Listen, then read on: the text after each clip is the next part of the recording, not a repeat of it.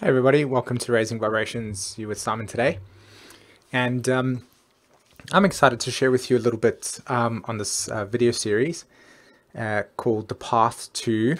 And in this little video series, I'm going to be talking about different planets and how they represent themselves in the birth chart according to the Evolutionary Astrology teachings and methodology. So in today's video, we're going to be discussing Pluto and looking at how Pluto manifests itself through a birth chart. So there are a couple of ideas that I would like to suggest to everyone as you're watching this video.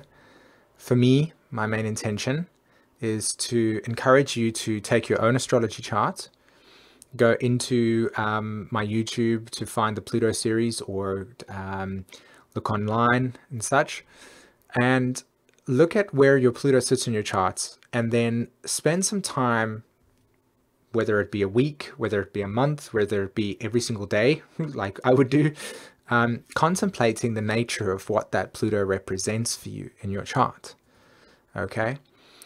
And the reason why this is the case is because, as I've said in a couple of most recent videos, Pluto represents the deepest unconscious emotional desires and attachments that each of us come into this lifetime with.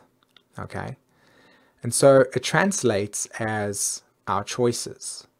It translates as these empowering experiences that we merge with in our lives that ultimately become these very deep, empowering psychological and emotional understandings in which we then offer as empowerment to other people, as we anchor that into the foundation of our existence for what it means to be us. And it also talks about the metamorphosis, okay? The deep mutation that we each choose to come into this lifetime with, okay? Now, from evolutionary astrology's point of view, the Pluto symbolism has something that's got a lot more of an abstract context to it.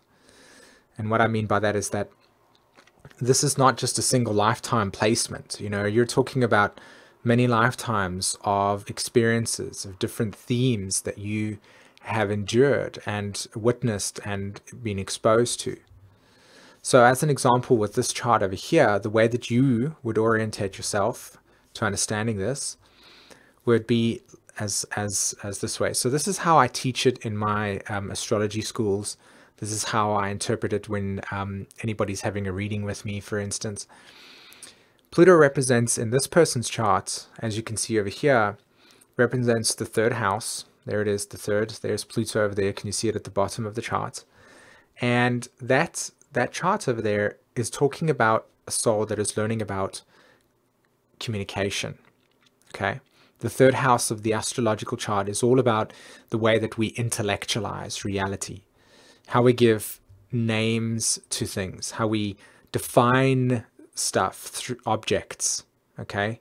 How we define objects, how we define language, how we define ourselves through language. How do we translate and communicate with each other?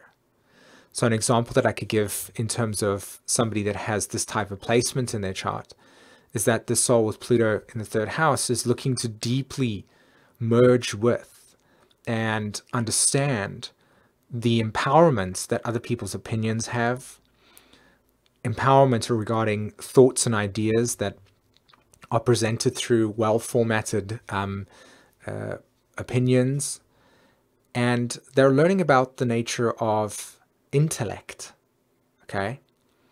So intellect is a very big part of a third house Pluto placement. Many of you will carry these very strong imprintings within inside of yourself of experiences of words having a profound effect on your psyche.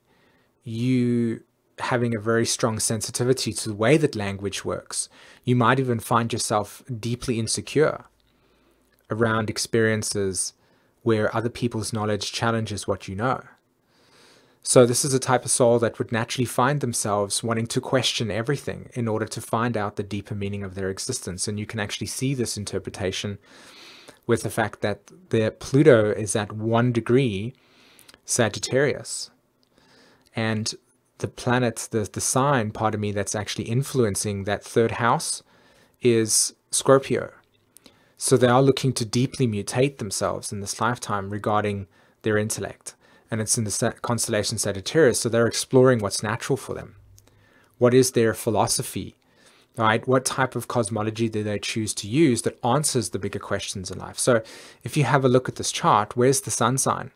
Right at the top in Gemini at 3 degrees, in the 9th house. You can also notice that when you interpret Pluto in the chart, you look at Pluto in its house. You look at what house the constellation Scorpio is influencing. So in this case, it's the 3rd. So there's a repeating theme there. And then finally, we look to the 8th house ruler, and that is Aries, right? And what is really interesting about the nature of Aries in this chart, look what Mars is. Mars is actually conjunct Mercury. Mercury is the same planet that influences the 3rd house. Can you see these repeating themes that I'm showing you in this chart? So you have the sun in Gemini, you have Mars conjunct Mercury, and you have Aries ruling the 8th house. You have Pluto in your 3rd, and you've got Mercury, pardon me, not Mercury, but Scorpio ruling your 3rd house cusp. Look at the synchronicity that's in this chart over here, right? So with the sun being in the 9th house, and this chart's so much about having Pluto in Sagittarius, there's a soul that is deeply wanting to know about the nature of its opinions of other people and itself.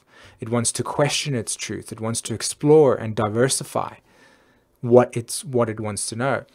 And then when you look at the 8th house, which is the same symbolism of Pluto, remember Pluto, the 8th house, and the sign, the house that Scorpio is ruling, in this case the 3rd, is all what you have to take in to interpret the nature of the unconscious emotional attachments and desires that are associated with this chart. So in this case, Sun in the 9th house in Gemini, Mercury conjunct Mars, the soul deeply wants to know and question the nature of its truth, but it wants to know it on a very personal level because Mercury and Mars are in the constellation Taurus. Remember that you're interpreting the sign that's ruling the 8th house, you're interpreting the planet that's in the 8th house and its sign that's in the 8th house and the conjunction in this case. And all of that's got to be synthesized together. Now, with using strong keynotes and very simple keywords here, you can already see that the nature of the soul is very much orientated towards understanding how to communicate what value it finds in its personal truth, wants to feel secure within its intellectual capacity to express what it knows. And what's also interesting about this chart is that you've got Mercury retrograde and Pluto retrograde. There are other retrogrades as well, but let's just look at Pluto for this matter, and Mercury, because of its synchronicity. And that's how you've got to read your astrology chart. You've got to look for synchronicities, right? So in this case, it's very clear that there's a very strong emphasis around validating one's truth, experiencing one's truth through another, right? And being able to objectify the nature of this person's truth. They're looking to really explore, Sagittarius, what cosmology they want to merge with 8th house, Pluto. Does that make sense? Okay, so in this video, what I want to encourage you to see and understand is that when you're looking at your astrology chart, you're looking at, from this perspective, when you're understanding Pluto, you're understanding the deepest unconscious desires and motivations. So what is very much associated with this chart is the attachment around intellect, the osmosis around what is intellectual capacity. How do I understand my life through, learning and philosophizing and asking questions and stuff. And the way that we personify that, of course, is by looking at the rest of the chart. So we did that by looking at Mercury. We did that by looking at Mars. We did that by looking at the Sun, of course, as well, and seeing these repeating themes. Does that make sense? Okay. Cool, guys. So I just wanted to share this with you today. This is the Pluto part. This is the path to the soul. And again, in this video, the path to the soul was understanding the dynamic of the root of this chart. That is through Pluto, 3rd house. The soul wants to intellectualize. Okay. Have a fantastic week, and I hope you enjoy the next one, which is about Neptune. Other than that, guys, have a fantastic